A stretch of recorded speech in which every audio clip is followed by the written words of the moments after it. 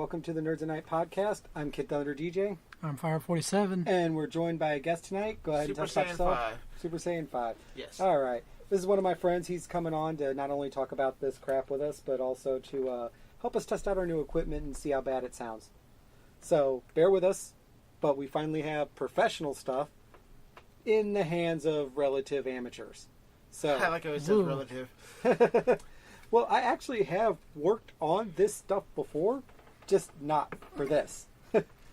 I've hooked instruments up to this. I've hooked up other soundboards into it to mix for chorus performances. That's why I knew the Tascam brand. Wait, back up. What was the performances you said? Chorus performances. Okay. For some reason, to me, it sounded like you said horror performances. Probably. Which is an interesting mental image. I've been a DJ in a strip club, so... I was going to say, it makes sense. Well, right. Yeah. Wasn't a good one, and I never did the MC stuff, but I was the guy playing the music. How could you be a DJ in the strip club and not do the MC stuff? Because I didn't like people that much. Yeah, but who doesn't want to go, now coming to the center stage, we have Diamond? Because you get bothered a lot.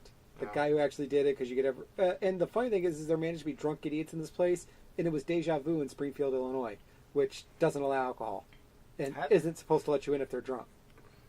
Yeah, but you figure a lot of people either pre-gamed, had their flasks, whatnot. Oh no, you didn't have a flask in there. They'd throw you right the hell out.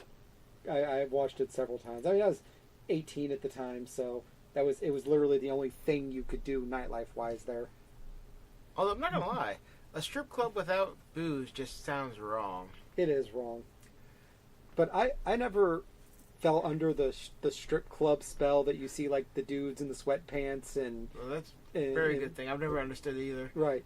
I mean, it's partially because, yes, when you're there all night and you're there to do something for money that's legal, yeah, it's kind of annoying. Or when you make the mistake of dating someone, under 21, it's the only bar you can take her to. Yeah, that's true. Which was nice that she liked girls, so she had fun, but... when that's what she wants to do every weekend because it's the closest she can get to going out, it gets old. Oh, yeah. But I'm pretty sure it worked out in your favor in the long run. I got my son. See? It worked out. Hi, Brittany, if you're listening. I still got pictures of you, that's all I'm saying. None of them dirty, but, Anyway, on tonight's show, we're going to talk about a couple of different things. We're going to start off with some actually news. Fans of Aqua Teen Hunger Force here besides myself. You? I've watched it a little bit. Pretty famous cartoonist for Cartoon Network as a whole, as well as one of the voice actors for Aqua Teen Hunger Force. And Zorak from Space Ghost Coast to Coast passed away today. Not today, actually. That. Passed away earlier this week. C. Martin Croker. Not very old either. He was in his, I believe, mid to late 50s. No, 60s, I'm sorry. Passed away suddenly. Again, voiced Zorak, Dr. Weird, Steve, a bunch of other things. Did a lot of work with Comedy Central. That's an unfortunate situation for him. It's a shame. Yeah. It is. Other funny stuff going on in TV. I just realized looking at the show sheet, I didn't clarify what I meant by this, but who watches American Horror Story? I I can't get past season 1. I couldn't either. Like, I watched season 1. I can't remember any characters or anything because people, when I slip up and tell fans that I saw the first season, who'd you like? And you totally missed it. Yeah. I watched it.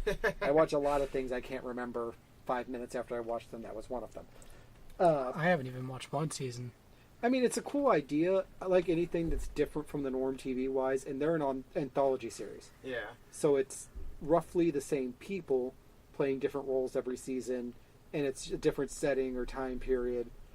Well, I can say, though, thanks to Tumblr, I do know there's even with it being anthology, there's still connections between some of the seasons. Like there's a couple characters that carry over and stuff like that. Certain characters carry over. I believe there's certain familiar lineages in there and stuff.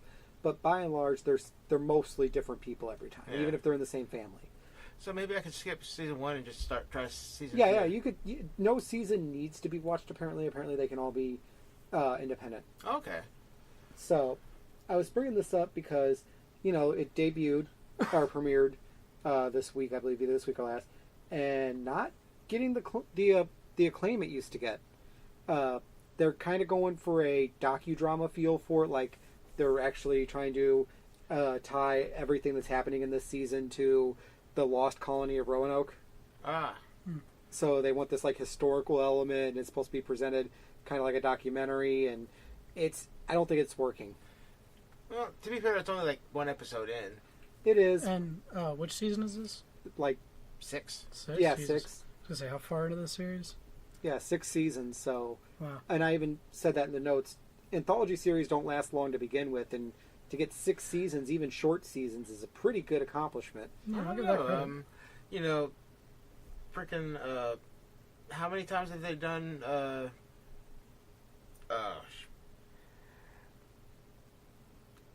crap, I'm spacing on the name of the show. It's only an hour show. Outer Limits. No. Outer Limits.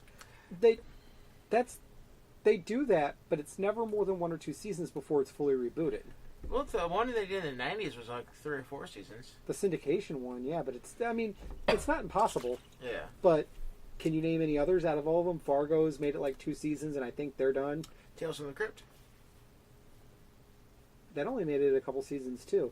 And it seems like if it's going to make it more than 1 season, it seems like the ones that you mentioned ran in syndication. Yeah, that's true. And syndication's an entirely different animal because they'll stay in production forever because every local station in the country will buy a whole season worth of tapes for $5. True, but it still counts because it's still going. It is still a show. Especially if it's still producing new episodes for so long. One of the highest paid people in Hollywood is a syndication show. It's Judge Judy. Yeah. She made a huge deal to come back for another couple of seasons. I mean, heck, everyone forgets that from with Star Trek, Next Generation, all the way through Enterprise. Well, actually, up until Enterprise, they were all syndicated shows. It wasn't until Enterprise went to UPN that it became a quote-unquote network show. True. And, we're getting a little bit off point here, but the idea is that it seems like, especially on a network level, a show that resets itself that hard every season doesn't seem to last well. So they've already made it this far. So I think they can survive a bad season. Yeah, probably. And I hope they do because, the storytelling seems to be really good from what I remember. But, A, I'm not a big TV guy to begin with. Having to... My goodness. I know. I claim to be a nerd and I don't watch TV all day. Because... He's got shit to do. Right. I got a life and kids and hunting for stuff to resell. Well, it doesn't have to be all day. I mean, thanks to things like Netflix and Hulu and stuff, you could watch a couple hours here, a couple hours there. The most depressing thing about my TV watching habits, including Netflix, the longest I ever spent watching any one series is when they had MASH on Netflix. That's impressive. That was a pretty long show. I watched through, I probably made it before they took it off. I probably made it through the seasons 10 times. Were you guys hearing a buzzing? We were for a second there, but it stopped. It's probably from... I actually moved the cables a little bit. Okay, just making sure. It's going to pick up that kind of stuff, guys. We'll just have to get used to it. And if you guys are hearing any echoes or reverbs or whatever, we'll sort it out. We tested it, and even though we heard echoes on the headphones, there wasn't any. So yeah, we'll have to see what's going on with that. Just bear with us. Like I said, we're finally on the upswing on this. It's better than the virtual audio cable setup we were using before. Right. Yeah. I had a thought, since we're talking about anthology shows. Could Doctor Who count as an anthology show? Not really, because the character's the same character. True. And all of the story, everything the previous Doctors did still happened. True, but they're rarely ever mentioned. Unless the actual story requires mentioning what happened before. But that gets into the realm of British television, which is a weird beast to begin with, because they film everything in series, not seasons, for a reason. True. They can bring back a concept and core characters and it be basically a reboot by our standards. Yeah. Because they just had a whole new idea that didn't really fit the setting. Yeah. Their comedies were famous for that. That's true. I mean, heck, that's what they're bringing back.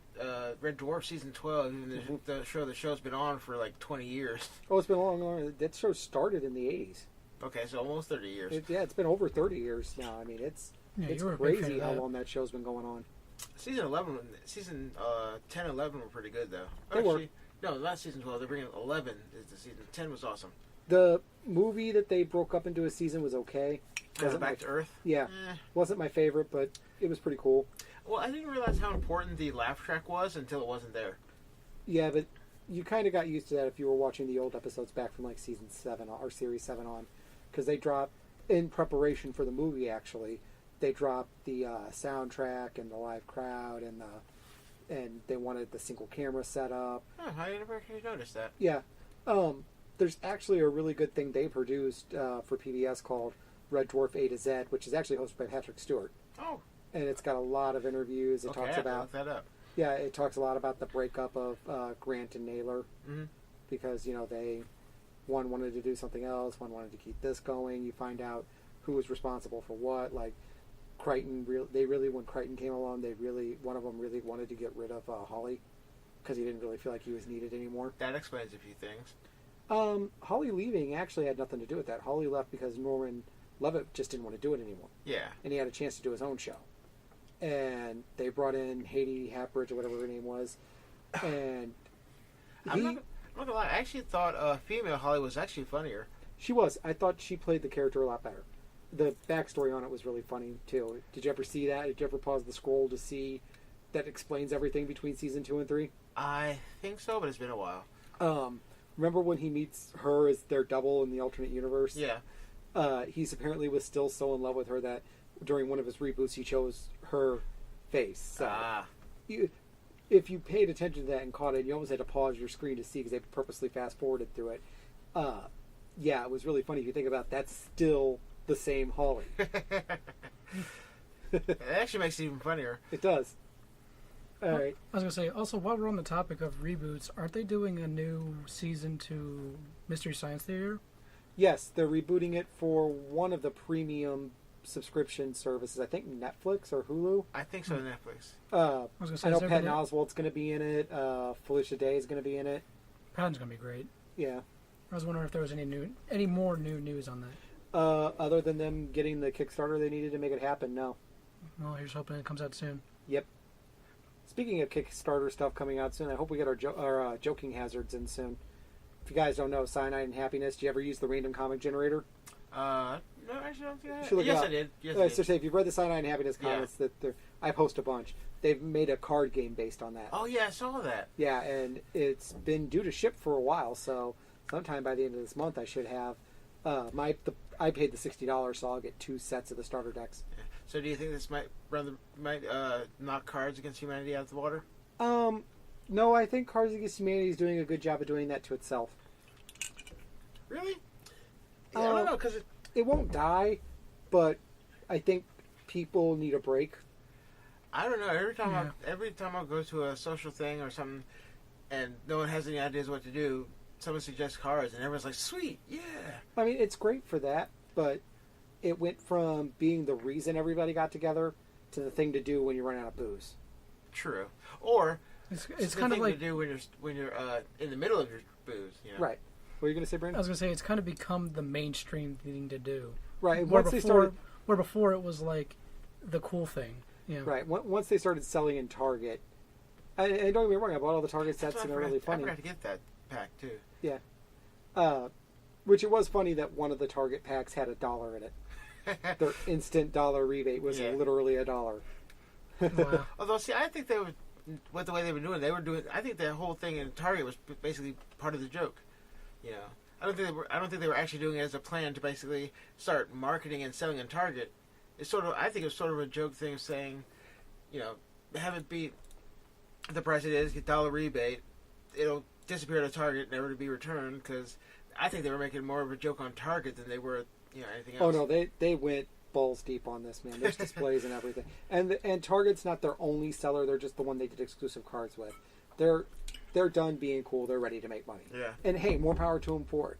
I'm not disparaging them for wanting to make money. It's just, to me, it seems like you can only go back to the same well so many times on jokes, and you need something new, or some new way to do those jokes, or it's going to get tiresome. And I think that's what happened with Cards Against Humanity. Because, I mean, a lot of those same jokes... I'm sorry, go ahead. I was going to say, it's been out for years. Yeah. You kind of get through any setup that's going to be funny for a while. Yeah. Right. And some of the expansion packs are, when you play them, you kind of make you go, huh? Like, for example, House of Cards. Yes, it makes sense they did it because it's card game, but, unless you're like, if you're like me, one of the 10 people who've never watched House of Cards, half the references you're like, the hell does this even mean? Yeah, that's the problem with show-specific references. Like, there's a Doctor Who set that's been released. Wait, what? I think it's in England only, or at least I know in a lot of the virtual card sets, and they seem to be based off official cards. But I mean, whenever you do anything that's based off of that level of fandom item, it's going to be difficult to get it across to everyone. Right. I was going to say it's never a good idea to do a show-specific expansion. You know, right? I mean? And like, take Doctor Who for example. I know people are going to be sad to hear this, but Doctor Who's popularity isn't holding. I would disagree. It's not going down yet, but it's not growing. The Doctor they've got now is not as popular as Matt Smith. I was going to say, it's got its dedicated fans, but that's about it. Yeah, but that's only because the majority of the fans are A, American fans, and B, have never watched Classic Who. So, most of them are pretty much like, it's like having somebody be excited for the Nintendo system that's coming out in November, and they're excited for the nostalgia, like, ooh, this will be a cool throwback to back in the day, but they never actually played the games, so they're gonna play it and probably be bored as hell. Right. While those of us who grew up with the games are like, this is gonna be freaking awesome. Oh yeah, don't get me wrong. Peter Capaldi is a lot more like the other Doctors than people who only know it since its explosion over here would give credit for. But it's like I tell people who are wrestling fans, if you're a hardcore fan, you're not the target audience anymore. True. And the target audience is beginning to go, oh yeah, that's that thing. And they are moving away. Although I think with Capaldi being in there, I think they want to bring, because I know there were some Classic Who fans that kind of left with the new Who because they didn't like how it skewed young and whatnot. And I think Capaldi is a way for them to bring back Classic Who fans, you know. And they may be, and I hope it works because, you know, I've never been a big Doctor Who fan, but I've enjoyed the episodes I've seen. Yeah. I was one of the first expansion sets I bought for Lego Dimension because I thought it was cool that every time you select off him and select back, he dies, he randomly comes up as one of the different Doctors. Yeah. I think it's all, but I think there's only like 3 Doctors missing out of the first 12 that he could turn into. I will say one thing that one of the things I like about Capaldi, and rewatching Classic Who is a thing I've noticed, is that you realize the classic Doctor is kind of a dick sometimes. Yes, he is. And a lot of even quote-unquote protagonistic characters in British TV, they kind of get that protagonistic status by being realistic. Yeah. Which makes them, by our standards, dicks. It happens a lot. I mean, even a funny show like Red Dwarf, Lidster had a lot of moments where he was being an unnecessary asshole. True, but he was being to Rimmer, though, so... Not just Rimmer. I mean, yeah, he was to Rimmer the most, but the only one who was ever really spared was Kachansky, and that's because he wanted to bang her. Well, true. And technically, he did, but didn't, and did in an alternate timeline, and is somehow his own father. Yes. And Kachansky's his mom. Yeah, that's true. It is, yeah. The episode of Roberus explains it all. Yep. And one of the few times they introduced that sort of concept, and it worked because they did exactly what they were supposed to do. They kept it simple. Yep. He explained it to his baby self in like 3 seconds, and it was perfect. Like, you're here to create a loop so human race never goes extinct. Yep, perfect solution. Did you watch Series 10, right? Some of it. Okay, so did you see the episode where he was sending video messages to himself from father to son? Uh-huh. Because it gets so hammered. That was a hilarious episode. I laughed through the whole thing. My favorite episode was the Inquisitor episode. Oh, okay. Because that was also another interesting look at cause and effect when they're removed from time, him and Crichton. Yeah. But he didn't get a chance to kill him, so he runs into another version of himself, and it's real interesting how they always kind of played with that very fringe science fiction edge. All right. I know we talked earlier before we got on the mics that you're not 100% up to speed on Fear the Walking Dead, so basically I'll get you up to speed, and spoiler alerts if you haven't seen it. Group finds the quote-unquote safe haven with Strand's people, find out she's a crazy woman who thinks that the zombies are still their loved ones. Barn. It's like the next section of life. Right. Yeah. And we had a bit of a talk about that. Right. They really, in the first half of the season... So is somebody going to make her look at the flowers? Close. She gets locked into the caged room with them. That was by fun. Madison. But no, it was like... Didn't we talk about how, like, the whole, like, Day of the Dead and how they have such, like... that culture has such an infatuation with the dead that it seems like they were really driving that home with everyone. Well, that's what I was saying. Is I was like, they were taking a lot of leaning with making just about every Hispanic character they were running into, because they moved down to Mexico, seemed like they didn't just believe these were the dead trying to kill them. Everybody kind of had this whole, oh no, there's still people mentality, except for the gangs. Like respected of. I'm not gonna lie. If the first episode of season 2 hadn't made me done with it, I know that would have, because that's ridiculous. For the simple fact that it's kind of paints the people as if, it's such a huge part of the culture, which it is, at least from some of the people I've met that talked about it, but not to the point where unless they go insane, they're not going to actually, separate them. Most people would basically not go that route mentally. And I know I'm giving it a little bit more of a shot than I gave it when Herschel was doing it, but that was because, especially for the Celia person, it was like she wouldn't even... She would kill people who were trying to kill the dead.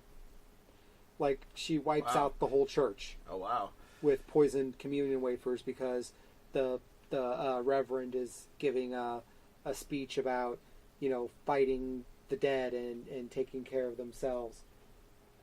Stand by one moment. I'll edit this out.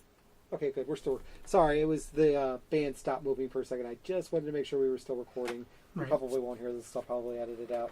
Anyway, so here's where we stand right now, because I really want to get through this quickly. Madison... That's what she said. Yeah. Story of my life. Anyway, Madison, Strand, and Madison's daughter, and Ophelia, which was Salazar's daughter, are all in this hotel. They find this family who got trapped there because it was for a wedding. The father of the bride dies, reanimates, attacks the crowd. The hotel manager locks them all in the reception room. Now they hate each other. Oh, wow. They solved that in about an episode. But an important question. I wouldn't say solved. An important question is, was it a nice day for a white wedding? It didn't stay white, but yeah. And actually, her dress was kind of yellow-white because it was a very, we're going to make you think it's the 80s, even though it's not. Like, they were using Polaroid cameras, but then there's a guy with a MacBook doing self-DJing. It was just not well done. That's not surprising. Yeah. So Nick ran off after the Celia thing at the mid-season mark because he believed Celia that the dead were something else and that, the group he's in is destructive. He finds another colony, kind of starts trying to help them out. They do introduce a character who claims to have been bitten and survived and has a big, clear bite mark scar on his shoulder. Mm-hmm. But now he's slowly seeming like he's going crazy. There's obviously gang activity. And Chris ran away because he started going nuts and almost killed Madison. Travis, wow, I sound like a fucking fangirl. Travis goes after him, and they find some other guys from America. Bunch of teenage kids. One thing leads to another, leads to Chris killing somebody who shot at them, and they show Travis walking down the road by himself. And that's kind of where we're at. I say all this because there's 3 episodes left. And they went from 0 to 60 in about an episode. That makes sense. Which they do every year. The last couple filler, episodes, filler. Let's ramp everything up to look like it's action. Yeah. And I was gonna say it's basically the barn again. No, the barn part's past. Now not the barn. Okay, I shouldn't say the barn. Now but the farm. It's better than that. It is the prison. It is the fall of the prison at this point. Is it? That's about what I would compare it to, which was as well done as you're going to get for a live action show. True. Yeah, that was pretty good. That has to be grounded in reality and can't just randomly draw in people you never saw before. True. To be throwaways. As easily. I mean, they did it, but not as easily as a comic book. So has this show gotten their what I'm calling their super survivor, which is pretty much what Daryl has become on The Walking Dead? No, they had that. They had Salazar, and then he went apeshit at the end of the first part of this season. Okay. And when they were at the lit the cellar full of the undead on fire and was in that with them. Ah. You don't see his body, though. And the classic TV rule, no body, not dead. That's true. Yeah. So we'll probably see him again either at the very end of the season or beginning. And then they had the Asian chick who they... That, I think she's going to turn up more in season 3 from the webisodes. Okay. She's technically her and the boy survived for a while. The boy ends up dying from his injuries in the plane crash. It's a whole mess. We would need a whole episode to explain that cluster and how they handled it. But I think, and we got way off topic here, the whole point is they've got 3 episodes left to, from what everything the previews are saying, have the hotel somehow manage to fall. Because even though for the first time in the history of the series as a whole, both series, they had a plan work to clear out an area. Yeah. Oh yeah, that was like... They led all the dead in this hotel to an attached pier that they led jumped off of that led to a riptide out. Oh, which was a really smart move in theory, and they actually managed to pull it off with nobody accidentally getting eaten or somebody screwing it up. So the hotel is actually safe. Problem was from zombies. When Madison was trying to make a deal with a gang who was talking about someone she believed was Nick. She got back to the hotel. It was after dark. She turns the generator on, which turns all the lights on, including the signage. She's trying to signal Nick. Right. And her daughter finally goes off on her and says, he's made his choice. You need to let this go. Yeah. If he's out there and he's fine, it's probably because he's around people he wants to be around. He's not going to come back just because you want him, blah, blah, blah. So she turns off the lights, which is actually how you figure out Travis is alone, because he sees the lights come on and come off and starts walking that way without Chris. And then in the, up next scene, you see all these people banging at the gates trying to get in. So I get the feeling that eventually that group of people is going to force everyone out. Ophelia ran off to North America because they do a flashback where you find out she had a boyfriend who proposed to her. And it looked like she was at home when everything happened to tell her family. Yeah. So it looks like she's going back up to America to find him, which is probably not going to end well. So yeah, it seems like a really random tangent for them to go on. It does. And this close to the end of the season, my worry is that all the upswing they were making the last couple episodes, they're going to rush to bring everybody back together at the end, and it's going to throw it all away. Because I put forth the argument maybe they should keep everybody apart. Yeah. For a little while at least. Yeah, that makes sense. Because I think it needs it. I think it needs a focused episode set like that where it's... And if everybody's in the same place, it's too difficult to make that work. The regular Walking Dead proves that. Yeah. You get that muddled moment of, well, we got to give a little screen time to Glenn and a little to Maggie and a little to Rick and right, Daryl and everything else. You have to take round tours of everyone's opinions and reactions. Right. You get too many people, it gets clustered. Right, versus just doing the smart thing of, you've got Nick in this colony and you've got Madison at the hotel and Travis floating, maybe eventually just floats between the two. And I really wish they'd keep it that way. I doubt they're going to, but time will tell. Yeah. And see, hearing you talk about this reminds me of when my dad was alive. We used to jokingly talk about if end of the world situation and whatnot.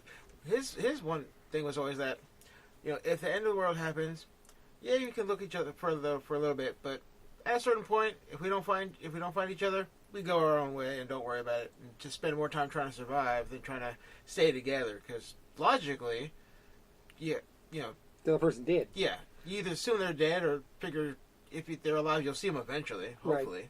Well, my whole thought has always been if a true end of days thing happens, I'm just capping myself. I mean, at some point you got to go, this isn't ending. Yeah. And once you've determined it's not ending, then you're really just fighting the clock.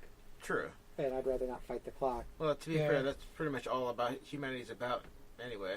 Yeah, but at least we're fighting the clock with things to keep us entertained. True. Fighting the clock with entertainment's better than fighting the clock to just fight the clock. Yeah, it always amazes me. But if it's a zombie apocalypse, that'll be fun. Not really. Come on now.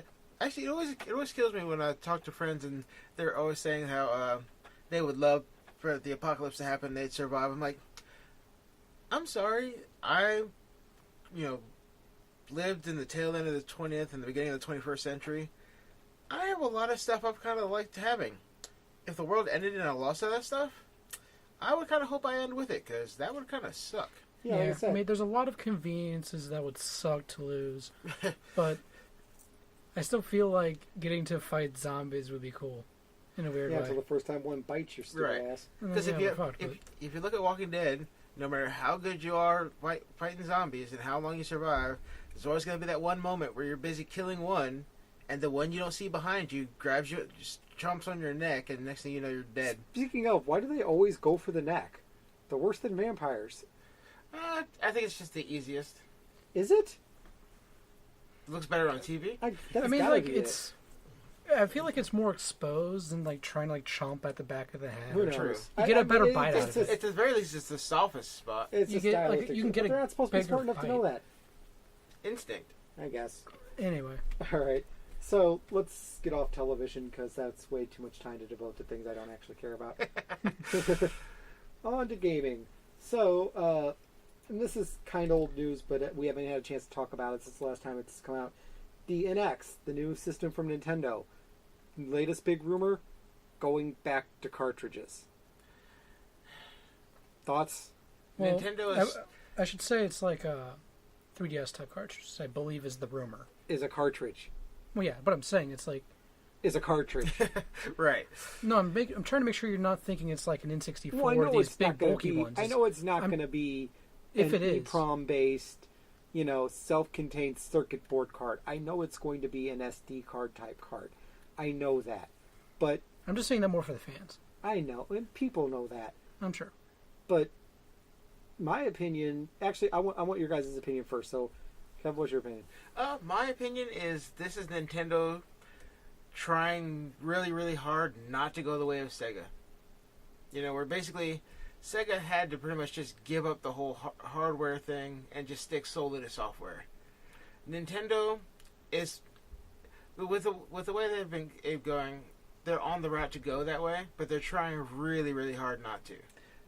I kind of get what you're saying, but I don't think that's as big of a threat as people realize. They're still super profitable, and their first truly owned by them mobile game is coming out, and its in-app purchases are gonna shatter records. Yeah.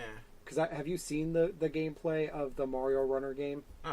It's pretty sweet. It's a standard Maze Runner game, but they mix in enough Mario elements like power-ups, going back and forth up walls and stuff like that. I mean, it's really got the new Super Mario Brothers feel on top of being a runner. Okay. And Right. those games, those, toilet games you could sit and play on the pot, they always do well with in-app purchases. So I don't think it's going to ever be a financial problem for them.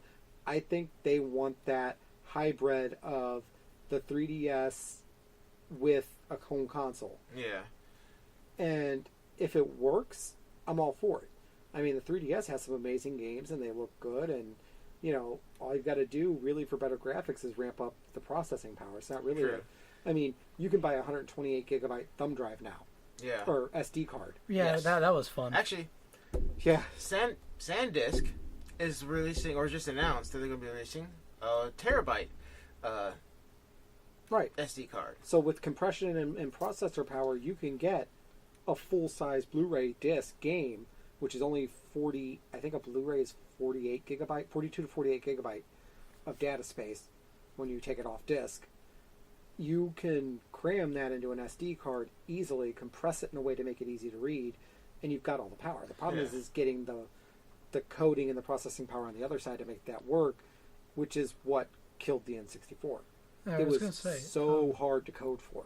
Yeah. I was going to say it's definitely not an issue of space, because I think people that aren't as tech savvy, they might be confused hearing cartridges coming back in again, and there's so much more that they can do now that it's not as big of like people. I think people might see it as like a disadvantage, but it really doesn't anymore. And it does take away the need for hard drives in a system. True. Within reason. You're still going to need some internal storage space for downloaded titles and stuff, but you can save space by not needing to save to the same medium. Yeah. So rather than saving on the system itself, you saved each individual game. Yeah. But I mean, to be fair, if you really look at Nintendo over the last decade, it seems the majority of their stuff is they're basically marketed and supposed to be bought by like hardcore Nintendo people. They were. That was exactly what they said they were going for. Okay, that's what they said they were going for with the Wii U when it started to tank. But they know, again, this goes back to what I said earlier, if you're the hardcore fan, you're not the target audience. Yeah. And Nintendo turned that on its ear a little bit to say, well, we know we've got you. We're going to take care of you. Yeah. And the only game they fell through on was Zelda. True. We got new Mario games under the Wii U. We got new Donkey Kong. At least we're finally seeing progress on that, though. We're seeing progress finally. And it basically seems like they're waiting to make that an NX launch title, kind of like they did with Twilight Princess, because that was on both. Yeah. And hopefully, and if they release it on NX and put it out for the Wii U, I'll be happy. Yeah. Even if it's stripped down, but I don't know. I know me. I'll probably wind up with an NX anyway. Move on from this whole thing. Right. So, this is where we start getting into some wrestling talk. So, if you're not a wrestling fan, go ahead and tune out. But it's still in gaming. 2K17 is, wow, we're about a month away. It's in October. Lots of new details came out. They've revealed the entire roster, and it's a great roster if you're a wrestling fan. I have to say that, hands down, this is probably the best roster of active modern wrestlers that they've had in a long time. They got a lot of the best guys from NXT, which is arguably WWE's hottest brand. If you are a fan of old school, in-ring performance wrestling, watch an NXT match. I mean, just look up Shinsuke Nakamura versus Finn Balor or versus Sami Zayn, and that's it. That's all you need if you're a wrestling fan. And they're in the game, obviously. Right. They did announce that the My Career mode, which has been a good try for the last two games that it's been in. Definitely improved from the first one and then got, for this one, but still had its flaws. They're really trying to make this thing a legit, and this is where 2K's influence comes in, because 2K, as we all know, does legit sports titles too. Yeah. They do NBA. And they recently picked up the series in the last few years. Right. They bought it when THQ went under. But they do NBA games, and they do them very well. As a non-basketball fan, I'll play an NBA game by them because it's fluid, it's easy to get into if you're not a heavy basketball fan, if you don't know all the rules of the game. You can sit down and you can pretty much hash it out with their titles. So that ability to really make that player-centric experience translates well to My Career. Now, for those who are a wrestling fan, the reason why I'm excited about it is, at least in the review trailer for it, you appear to be what they call a chance to become a Paul Heyman guy. So it looks like Paul Heyman, who is the guy basically behind Brock Lesnar. Yeah. He's been paired with him from the start, and one of the biggest reasons that character stays over is the mic skills of Paul Heyman, do the talking for him and the managing for him. And that's a relationship that goes outside of wrestling because, Paul Heyman co-wrote his book with him, had been involved with him in UFC. So there was definitely a lot there that isn't just wrestling based. Right, it wasn't set up. So you kind of get a chance to work with him. They base a lot of your progression on things like crowd reaction from your promos. There's apparently a module in there about merchandise sales. So if you're driving merchandise sales, it'll help get you pushes and opportunities because you're showing your popularity. Lots of in-depth, more reality-based things. And don't forget the straight-to-DVD movies. Right. Yeah. Or, if you really want to get back in the day with Paul Heyman, his old movie memorabilia business, he used to have a mail order, movie posters and prop business, and yeah. That guy's had a crazy life. He was one of the post-Ruble era photographers for Studio 54 back in the day, right before it finally died for real. Yeah.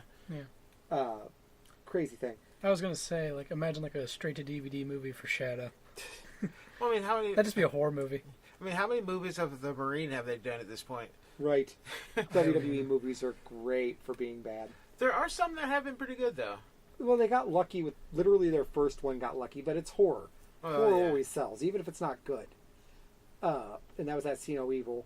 The Marine was better than people thought. Yeah, I liked the first Marine. And then the rest were just progressively more sad. True. Which is sad because a lot of their wrestlers can act. You see Triple H in Blade Trinity, he did a great job. Well, and it's the thing with what professional wrestlers do, acting is kind of part of the job. At least for the... Wrestlers are... Sylvester Stallone actually said this filming Paradise Alley, I think it was, because it had a lot of wrestlers in it. And the wrestlers were getting a little bit of flack from other crew, and apparently, and this is a story Ted DiBiase had told, so Stallone stopped them all and said, "These are the greatest improv actors we have available to us. We're doing in a day what it would take us a week to do with Hollywood stuntmen." Yeah.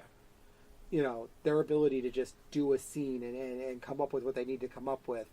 And that's, you have to in wrestling. I mean, in the old days, now everything's over-scripted, but in the old days, if you couldn't talk, if you couldn't come up with something off the top of your head, you missed a chance at a payday because somebody doesn't show up and they want you to go out, and now you're going to be put in that match. Well, we need you to go out and talk for a few minutes to the crowd and get them to even care and not walk out when the match they paid to see doesn't happen. Right. Like, I'll admit, you know, because I stopped watching professional wrestling in the 90s partially because a lot of the stories were getting over-scripted, in my opinion. You know, the big old, you know, big screen, pre-set up stuff that would happen before the wrestler runs out and everything like that. Sometimes it was cool. Sometimes, like the last storyline I saw that I even cared about was the Triple H marrying Stephanie McMahon storyline. Yeah. You know, that was the last time I saw Before it. they got married in real life, yeah. Yeah. And I was at the Raw that came to St. Louis after I forget the Owen died. Owen Hart died, yeah. My wife was actually at that show too. Oh, cool. But you know, it was a more somber affair. You know, was. They didn't do any of the storylines, which is understandable because that would have been kind of a dick move to still do the storylines after that. You know, but you know, and that was kind of the last time I really watched or cared about professional wrestling. I will say one thing that has come out of UFC's explosion in popularity, which I'm going to be doing a whole episode of the bonus stage on why UFC is kind of a shit show that's going to die long before people think it's going to. Yeah. Just a little preview. They have no idea of how to sell a individual beyond either he's an asshole or he or she's undefeated. Yeah. That's their two stories. And when the undefeated guy gets beat, it's rarely close. Yeah. It's usually a shocking win by somebody who's able to either take advantage of their fatigue, because once they get popular for being undefeated, that window between fights shrinks. Yeah. Interesting enough, it seems like they're marketing their female fighters a lot better than they are their male fighters nowadays. They had to. They had a hot hand, and actually that went away when Rousey got beat. Because what the dark side of UFC is, a lot of those female fighters are just as bad as the men about attitudes and personal problems outside of the cage. Like Cyborg has a lot of trouble. Like, she's down in Brazil trying to cut 25 pounds in like 2 days to make weight for a catchweight fight, to try to prove she can fight at catchweight to hopefully get a shot at Rousey at catchweight. Yeah. After Dana White has already said, I'm not going to do a catchweight fight for those two. Okay. So it's UFC is not the badass end all be all that its fans would think. And as much as it wants to pretend it's better than pro wrestling, it owes everything it has. Well, part of the reason UFC became popular in the first place was because back in the day, when the internet was still relatively new, you know, I did air quotes for some reason, even though no one but the people in the room could see me. Anyway, but, you know, back when the rumors of, you know, people were dying in the ring for the fights, and, you know, pretty much it was almost like we were really seeing really blood sport. Oh, yeah. Back in John McCain back then called it human cockfighting. Yeah.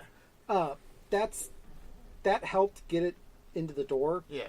But the UFC owes its current mainstream success to one stupid decision made by the WWE. Little known story, WWE bent Spike TV over to go to their network when they left USA the first time. One of the things they got was right of first refusal for any show to come on before or after them. Yeah. Spike TV signs UFC to do The Ultimate Fighter. WWE says, okay. So you had all of these leftover viewers that were all ramped up from a preceding action show that's combat-based into another show about combat athletes. Yeah. There is a direct, trackable ratings following, and the groundswell of support for UFC all traces back to that. And Paul Heyman, I think even Triple H in a few interviews, a lot of people were trying to tell Vince, don't let them do this. Yeah. And interesting note, Shane wanted to buy UFC back in the human cockfighting days. Makes sense. When the Fertittas got it, Shane McMahon was trying to push Vince to buy it because he knew if they co-branded with them for a while to get it off the ground, it was going to be huge and it was going to be a new way to keep fans that had aged out of pro wrestling. Yeah. Well, it doesn't help that they had the reality show, which still back in the heyday of reality shows, where it's a reality show where the people, when they got to fight, could actually kick each other's ass. Yeah. If they got into a fist fight, it didn't mean, oh, well, you're off the show. It was kind of encouraged. Right. It was far less scripted than most reality shows. It was still scripted. I mean, any group situation they found themselves in was pre-planned. I would say, to be no, fair, they've said. Well, I mean, this is all confirmed by UFC. Well, that's fair, but I'm also thinking about like reality shows back in the days where when Real World was first started, before they went from being actual people with different backgrounds to a homogenous, same people every season. It's always been scripted. Really? Everybody who's been on Real World has been like, yeah, they tell you, they put you in those situations. They tell you. I mean, they have to because they've got to, they pay you X thousands of dollars a day. Yeah. Not a lot, but for a show like Real World, they had what, 10 to 15 people in a season. Yeah, about 7. 7. Okay, so still, let's say it's $1,000 a day, or actually probably be close to $3,000 a day expenses. $3,000 a day for 4 months of filming. Yeah. You have to introduce situations because a lot can happen in 4 months. Mm-hmm. Nothing can happen in 4 months. True. So you've wasted 4 months a day for 30 days a month for 3 months. So for 120 days. Yeah. You've got nothing usable to make a show out of. True. You gotta admit though, Puck couldn't have been scripted. Probably not. No, I was saying Puck is that somebody they want to try to script it, but he would have been like, screw you. You can tell the older people in the show because Bud is just checked out. He's just over there staring at us like, what are you talking about? Well, the fact that we mentioned Puck, who was almost practically 20 years ago at this point, but we still know who he is. Yeah. Well, it's funny because one of the later Real World guys is Intercontinental Champion in the WWE now, The Miz. Yep, The Miz. Yep. I watched the season when he was in Real World, and I remember him, when I found out he became a professional, I'm like, holy shit, he made it. Because I remember him having the Miz persona and when he was starting out, and he was like, I'm going to be a professional wrestler and all this other stuff. And so when I was like seeing advertisements about it, and it was like, I was just like, holy shit, he actually got on there. He did, and right now, he is probably the best working heel in the business. Wait, he's a heel now? Oh yeah, he's been a heel for 99% of his career. Also, speaking of The Miz, did he see the blow up? No, I'll show it to him off camera. But yeah, did you say off camera? Well, yeah, off recording. Off recording, okay. They've got this show they do on the WWE Network that's like a pre-show for SmackDown called Talking Smack. Not the greatest thing. Wow, they totally ripped that off from AMC, didn't they? They did. Yeah. Lots of pretty canned interviews, not really that good. Well, the Daniel Bryan, whose role right now in the company is he's the general manager of SmackDown, is totally on there with The Miz. And he's running down The Miz for being a coward champion, which is what a heel champion usually is. Yeah. And The Miz goes off on him about, I didn't walk away from the fans like you did, and I wrestle the way I do, so because I've done it day in and day out for 10 years. And what about you, Daniel? You've quit. And he's like, and Daniel Bryan's like, I'd be back in the minute they let me go. Oh, you'd be back in the ring if you could. Why don't you quit? Why don't you go back to the bingo halls and back to the indie scene? And I mean, it was just so well done because they let him go. Yeah. And that's something they don't do a lot right now with their promos, is just let guys go out there and say what they feel they need to say. Have that edge of reality to it. That gets people in, and it's probably the best promo in the business, in the main roster business in years, because there's been great promos in NXT. So that's kind of it for us. I mean, there's a ton. They announced the DLC, getting back to the game. Some of the highlight people that are going to be in Eddie Guerrero is going to be one of the download characters. What? Wow. No Chris Benoit? Oh my God. No. It's hard for him to find a place, still hanging from that. Anyway. Chris Benoit? By the way, we just want to say we do not make light of any suicidal things or situations. But we all hope he's nice and warm in hell. Yeah, for those who don't know, if you don't know what happened to Chris Benoit, Google it. But stupid fans still try to, because WWE did the smart thing. I'm sorry, it is, and completely scrubbed him from WWE. Which is a very smart thing to do. So they started banning people in the wrestling games who would create with the creator wrestler Chris Benoit and try to use them online. So people, to get around it, started naming their characters Crispin Wah. Oh Lord!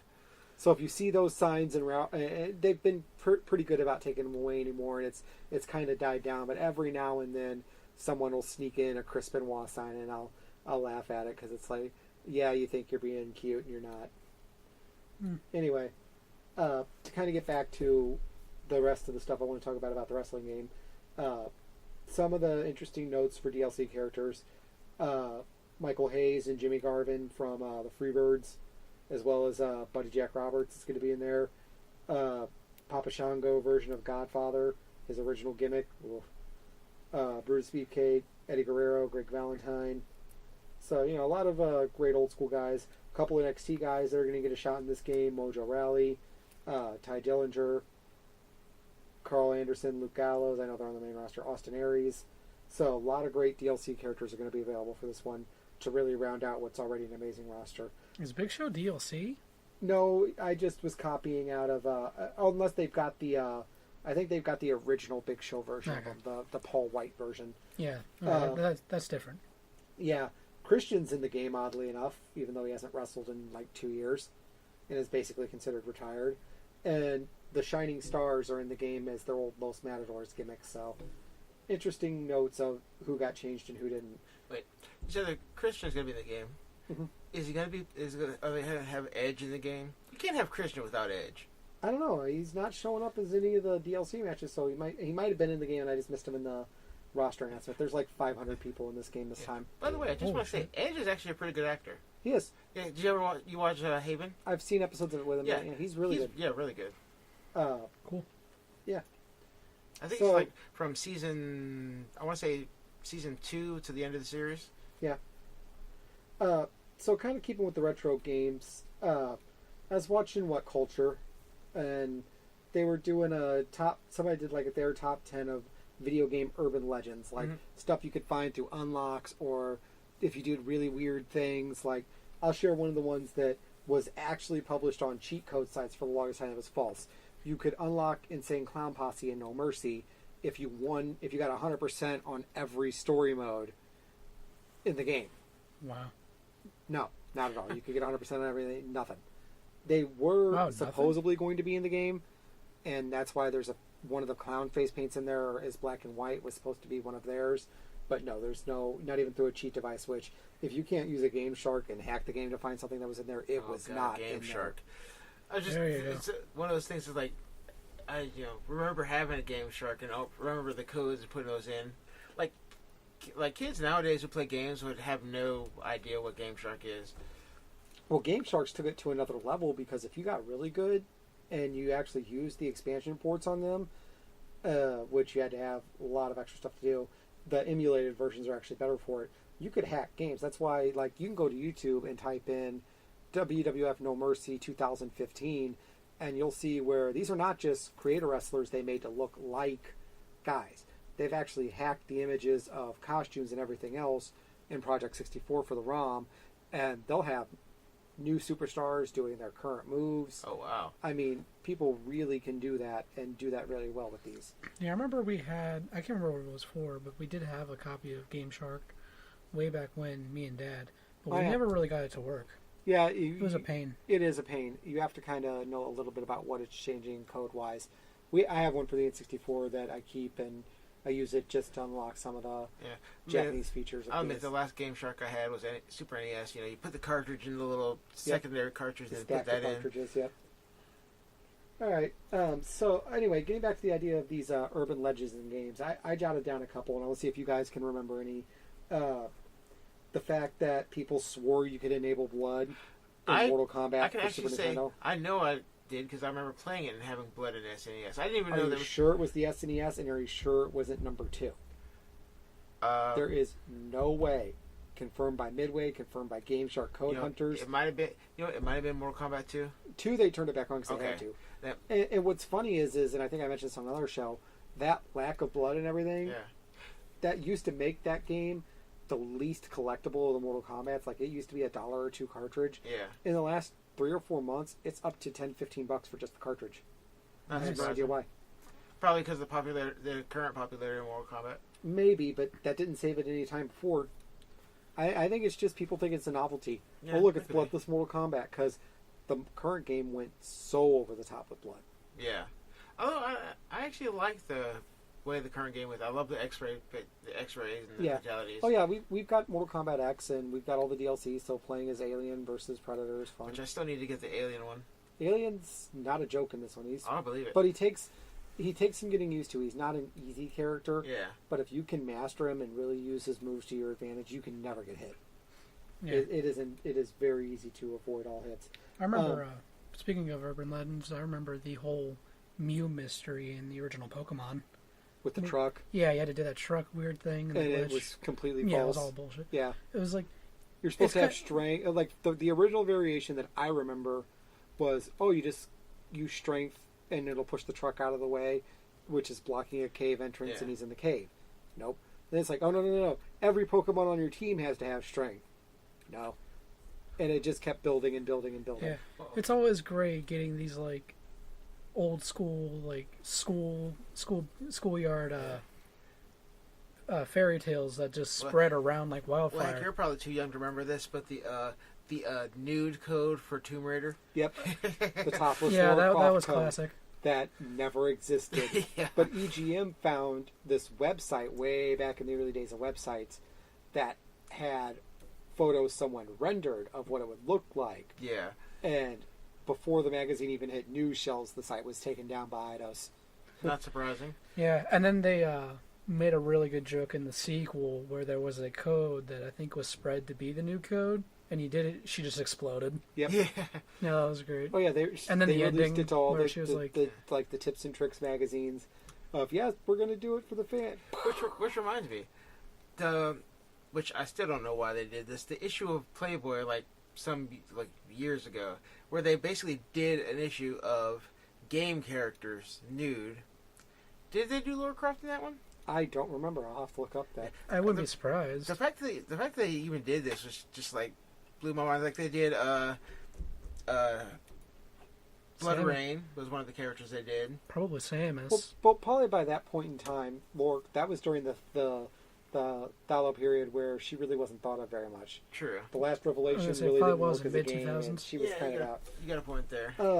Another interesting one was in one of my favorite games, Shadowrun. They had the test deck, which was supposed to let you have the most amount of space and be the fastest processing deck for going into the Matrix. It existed.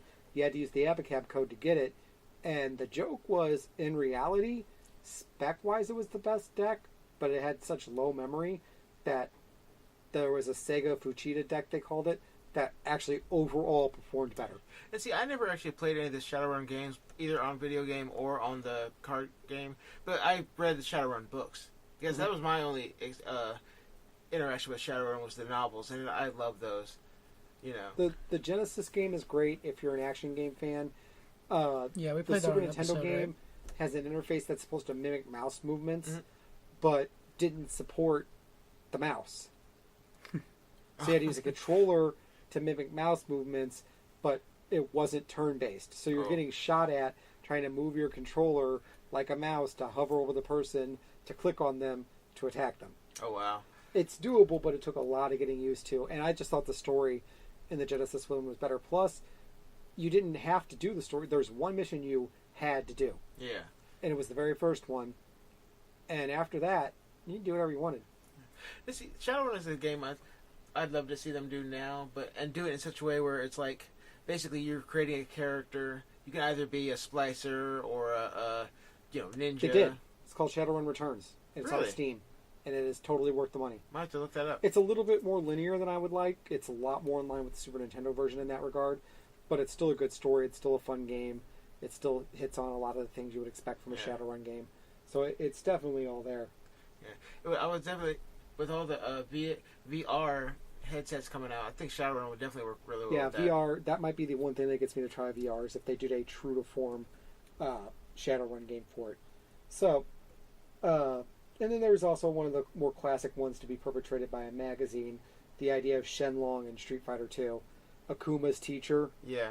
That was it was supposed to be unlockable. Like if you got perfects for every fight on the hardest difficulty, and then you got the last round with Bison, and you wouldn't let him hit you for 2 rounds, and then he was supposed to come out, beat up Akuma or beat up and Bison and fight you. Totally made up by AGM. Well, of course. Well, considering, which isn't surprising, considering it was almost impossible to get Akuma in the first place.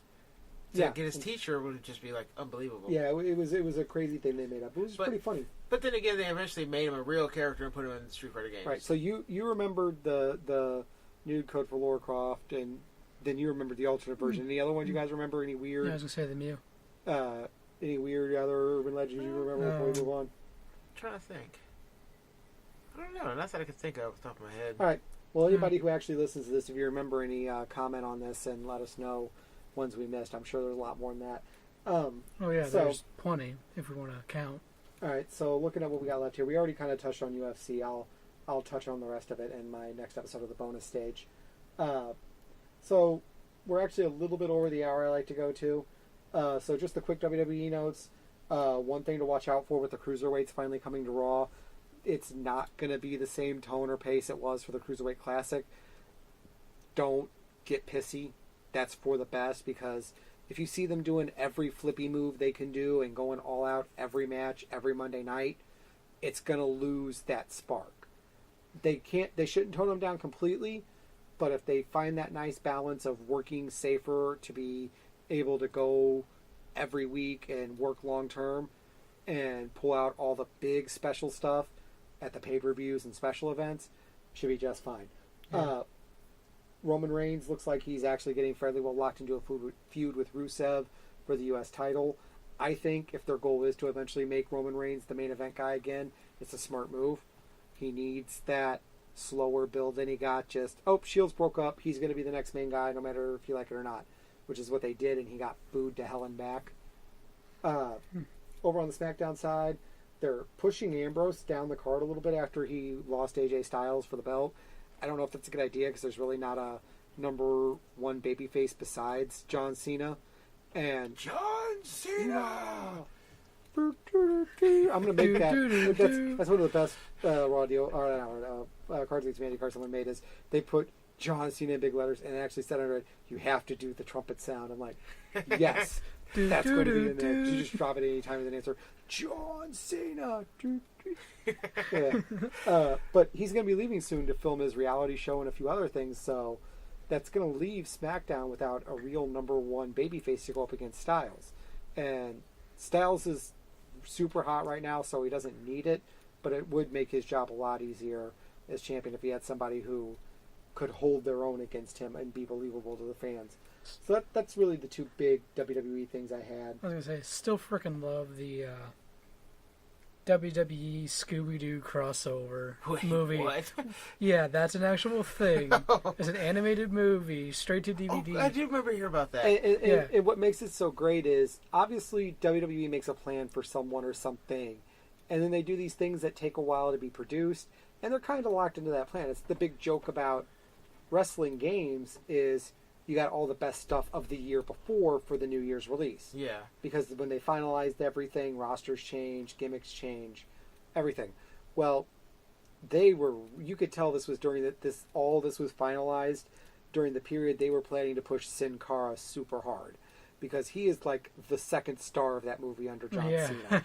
And when the movie came out, he was barely being held on in NXT, being played by a completely different guy. Because the original Sin Cara mouthed off too much, botched things too much, didn't try to learn, and eventually got released. So, real funny moments in how WWE logic works, and which is why I tend to give them a pass when a game or something comes out and the roster's not 100% up to date, because it's hard. Well, yeah. Yeah, that's understandable. Not if you look at message boards and stuff about fans. What do you mean for 2K16? What do you mean the Divas Revolution isn't in it? all they need to do is take the 3D pictures of them. Like, no, there's a lot more than that. To be fair, you also got to remember, Yeah, in general, hardcore wrestling fans, there's a whole nother breed of fandom. There is. The IWC is a very brutal place. The internet wrestling community, for those that don't know. Yeah. It's a crazy, crazy landscape I'm a part of. But anyway, this is our first show with the new equipment. Hopefully it sounds good. We've been trying to adjust things. You probably heard more noises in the background. I'm beginning to wonder if we need an individual mic for everyone with such a confined space. Might try it next time with just a couple mics kind of overarching the table and see if we get a little bit better sound quality. But that's a discussion for off mic. So for Nerds Out Gaming, I'm Kidthunderdj. Fireheart47. I'm Super Saiyan 5. But thank you guys for listening, and we'll see you next time. Have a good night.